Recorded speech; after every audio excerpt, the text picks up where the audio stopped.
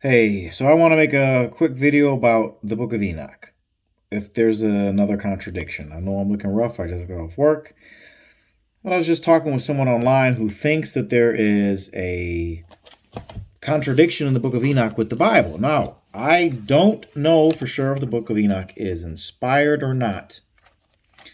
But I do know that what is being pointed out is not or I should say, not necessarily a contradiction. So in the book of, in the Bible, in the book of Genesis, we all know that Noah builds the ark. So one of the things that people think is a contradiction is what it says in the book of Enoch in chapter 67, verse 2. And it says, "And now the angels are making a wooden building," in parentheses. So apparently this translation says something about something wooden, and I guess building is inferred. And this is the book of Enoch by R.H. Charles. And he says, "And now the angels are making a wooden building, and when they have completed the task, I will place my hand upon it and preserve it. There shall come forth from it the seed of life. A change shall set in, so that the earth will not remain without an inhabitant." So they look at that and go, oh, that disagrees with Genesis 6. But it doesn't. And when you read the surrounding context, you can really see that the angels mentioned in Enoch 67 is Enoch and his sons. It's Enoch and his sons. I'm going to go right prior in 67:1. "And in those days, the word of God came unto me," that's Noah, "and he," who's he? The word of the Lord, the word of God. So the word of God is a person. So the word of God said to me, Noah, "Thy lot has come up before me, a lot without blame, a lot of love and uprightness." So you see here that it's like he's describing him in terms, like in the sinful world of Noah, blameless and upright. Now that parallels what's being said in Noah, but it also speaks about Noah being like an angel, without blame, love, and uprightness. Remember, because in Genesis 6, the opposite was that the sons of God had fallen. And look here. And Enoch, I want to say this is 60, this is 66, 60, this will be 60, yeah, 66 and 60, so in 65. And Enoch 65, Enoch does this, 65:9. "And after that, my grandfather, Enoch, took hold of me." Let me highlight that, because that's important. This idea of taking someone by their hand. "My grandfather Enoch took me by my hand and raised me up." That whole symbolism is an elevation. Even though you just, it's picking, nope. That's close contact to show that he's being lifted up. And that's 60, let's say that's 65:9. And then later in 65:12, he says, "And he has destined thy name." So this is Enoch telling Noah. "He has destined thy name to be among the holy." The holy, the angels. "He will preserve thee amongst those who dwell on earth. He has destined thy righteous seed both for kingship, for great honors.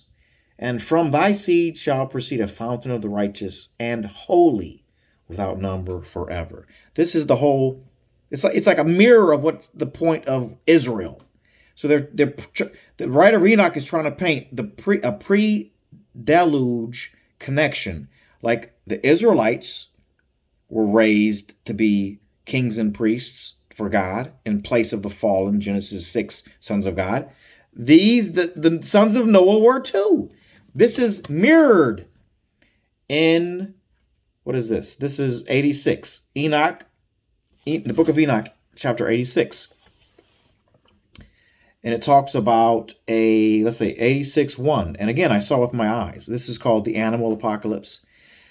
I saw the heaven, and behold, a star, those are angels, fell from heaven. It arose and ate and pasteurized amongst the oxen. Do you see that? The angels descend. This is the animal apocalypse is based off of the sons of God coming and cohabitating with the daughters of men. This is what's known as the incursion. But you see how they descend? And again, I saw in the vision, this is verse 3, I'm skipping 2. And behold, many stars descend, cast themselves down from heaven to that first star, who probably is Samyaza, and they became bulls amongst the cattle and pastured with them. See that? They come down. I looked and saw, and behold, well, let me skip that part. But then in, where does it say? So the angels come down, pasture amongst men. Now let's go to Enoch. What is that one? That one's, if that's 86, these Roman numerals are killing me. 87, 88, 89, 1. Okay, in 89, 1. It talks about one of the four. This is, okay, I don't know what that's. One of the four was instructed with him in secret without his being terrified.